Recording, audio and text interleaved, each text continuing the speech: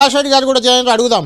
ప్రకాష్ రెడ్డి గారు ఏంది రెచ్చగొట్టే విధానం ఏంటి? సరే బీఆర్ఎస్ అంటే మొదటి నుంచి ఏదో వాళ్ళ వెనుకుంది, కానీ మీరెందుకు బీజేపీని హడావుడిగా ఎంటర్ అయ్యి బండి సంజయ్ అక్కడికి వెళ్ళి రెచ్చగొట్టారు, శివరాజకీయాలు చేస్తున్నారని దయాకర్ గారు మధ్యాహ్నమే రియాక్ట్ అయ్యారు. ఇప్పుడు కూడా చాలా సీరియస్ అలిగేషన్లు మీ మీద.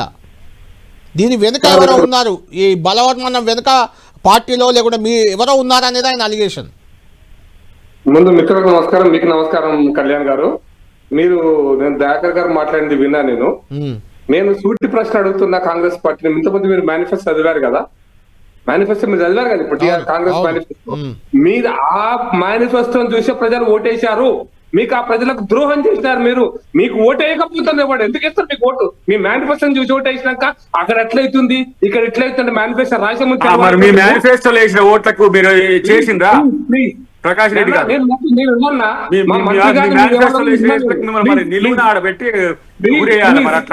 అంటే కాంగ్రెస్ పార్టీ నాయకులు అంత కలివిగా అన్నటువంటి వాగ్దానాలు చేసినటువంటి ద్రోహులు, ప్రజా ద్రోహులు. ఈ ద్రోహాన్ని ఎండగట్టడం కోసమే నేను మళ్ళీ క్లారిటీ చేస్తాను. ఈ ద్రోహాన్ని ఎండగట్టడం కోసం తెలంగాణ ద్రోహులు కదా మీ వాడు ఎవడు వాడు తేజస్వి సూర్య గారు. మేము తెలంగాణ ద్రోహులమే, అందుకోసమనే తెలంగాణ ఇవ్వడమే పాకిస్తాన్ తెలంగాణ మాట్లాడలేదు. మీకు మీరు మాట్లాడతారని మీరు మాట్లాడాక నేను మాట్లాడతాను. నోరు మూసుకొని అప్పుడేం కాము ఏడిపోయినప్పుడు బండి సంజయ్ అప్పుడు నోరు లేదా? అప్పుడు ప్రశ్నించరాదా? తెలంగాణ మీద విషయం నింపుతుంటే ఇక్కడికి వచ్చాము ప్రజలు రెచ్చగొట్టేసి కార్మికులను రెచ్చగొట్టి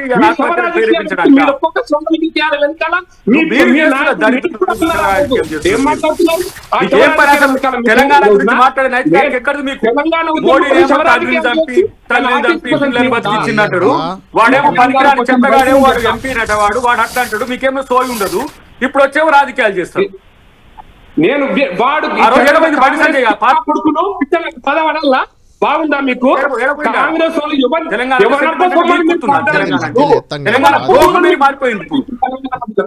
తెలంగాణ ప్రజలకు ఎవడబ్బు సంస్థామని వాగ్దానం చేసిండ్రు?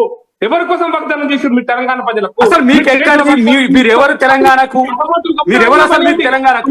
తెలంగాణ మాట్లాడే నైతిక మీకుందా? బండి సంజయ్ గారు రాత్రి హత్య జరిగిన తర్వాత నేను అగ్గిపుల్ల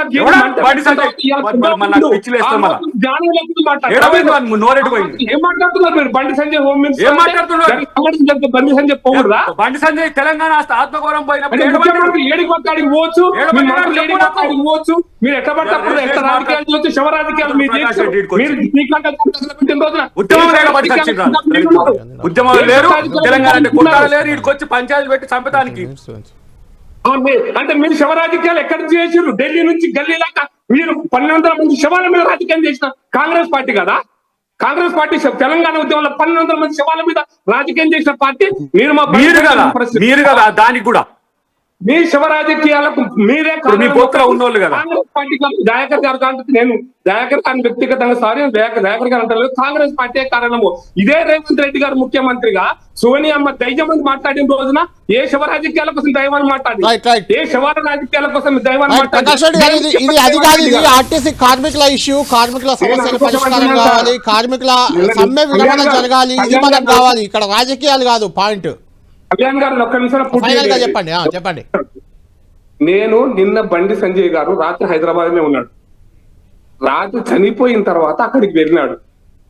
ఆయన ఆత్మహత్య చేసుకోమని రెచ్చగొట్టలేదు. బండి సంజయ్ గారి ప్రకటన కూడా లేదు నిన్న దాకా, రాత్రి దాకా, పొద్దున దాకా. హలో చెప్పండి ప్రకాష్ రెడ్డి గారు. బండి సంజయ్ గారి ప్రకటన కూడా లేదు.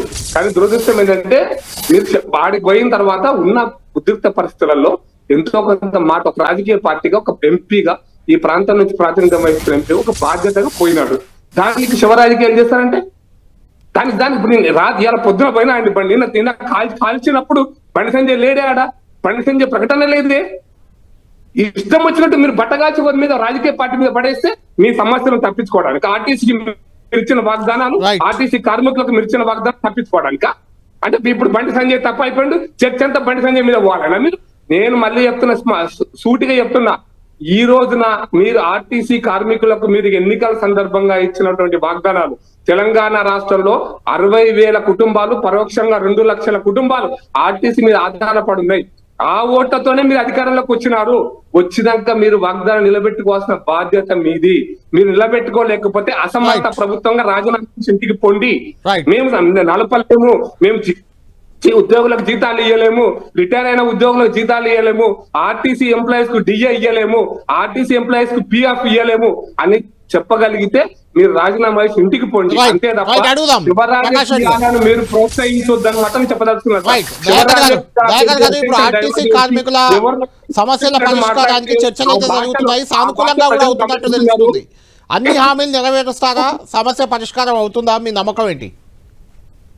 డెఫినెట్ గా ఇప్పుడు నేనేమంటున్నా అంటే పార్టీల నాయకులు చేసే తప్పుల వల్ల పార్టీలో ఉన్న వాళ్ళకు తలవంపులు రావద్దు, సంఘాల్లో ఉన్న వాళ్ళు కొంతమంది చేసే తప్పుల వల్ల సంఘానికి నష్టం రావద్దు.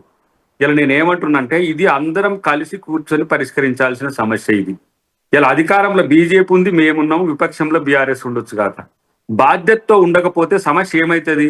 కార్మికులు చచ్చిపోతే మనం ఇప్పుడు చెప్పుకొని ఒకరి మీద ఒకరు అనుకోవచ్చు కళ్యాణ్ గారు, ప్రాణాలు రావు కదా. పైసలు ఏంది సార్, ₹1 కోటి ఇద్దాము, 2 కోట్లు ఇద్దాము, డిమాండ్ చేయండి, ప్రాణాలు రావు కదా. ప్రాణాలు రావు కదా. ఇది కదా అసలు ఆవేశానికి కారణం ఏంది మీకు అర్థం చేసుకోండి.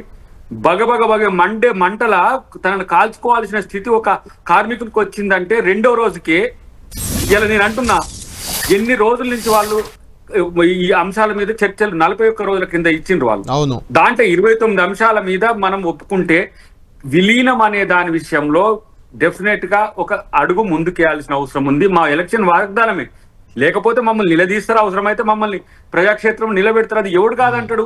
కానీ విలీనం మీద కొన్ని అడ్డంకులు ఉన్నాయి, కొన్ని రకాల అనుమానాలు కూడా ఆంధ్రప్రదేశ్ లో మీరు ఒకసారి పర్సూ చేయండి, దాని విషయంలో నడుస్తుంది. గుర్తింపు పొందిన సంస్థల్ని రద్దు చేయడం వల్ల వచ్చిన సమస్య కూడా కొంత ఉంది. అధికారులకు సంబంధించిన అంశంలో వీళ్ళని కొంత వేధింపులు చేస్తుందని కూడా నిన్న వచ్చినప్పుడు వాళ్ళు చెప్పిండ్రు. సంఘాలు ఉంటే వాళ్ళకు కొంచెం భయపడతారు. సమ్మె విరమణ జరిగే అవకాశం ఉందా ఈ రోజు? నేను అనుకుంటున్నా ఈ రోజు రేపటి వరకు అయిపోతుంది. కానీ నేనేమంటున్నా కొంతమంది అంటే సూచన ప్రాయంగా చెప్తా సార్ కళ్యాణ్ గారు, చెప్పండి ఫైనల్ గా కంక్లూడ్ చేయండి. ప్రకాష్ రెడ్డి గారు చెప్పండి.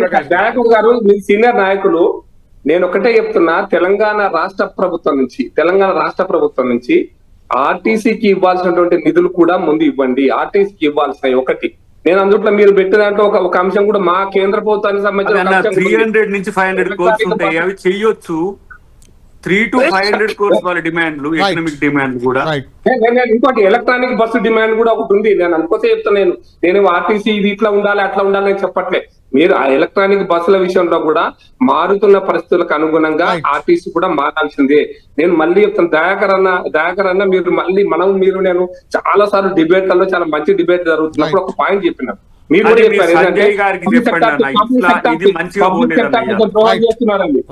ఆర్టీసీ కూడా ఒక పబ్లిక్ సెక్టారే, మీరు పబ్లిక్ సెక్టర్ ను కాపాడతామని చెప్పినటువంటి మీరు ఆర్టీసీని కాపాడాల్సిన బాధ్యత మీ మీద ఉంది. చూద్దాం ప్రకాష్ రెడ్డి గారు, చూద్దాం. థ్యాంక్ యూ ప్రకాష్ రెడ్డి గారు, థ్యాంక్ యూ అద్దంకి దయాకర్ గారు.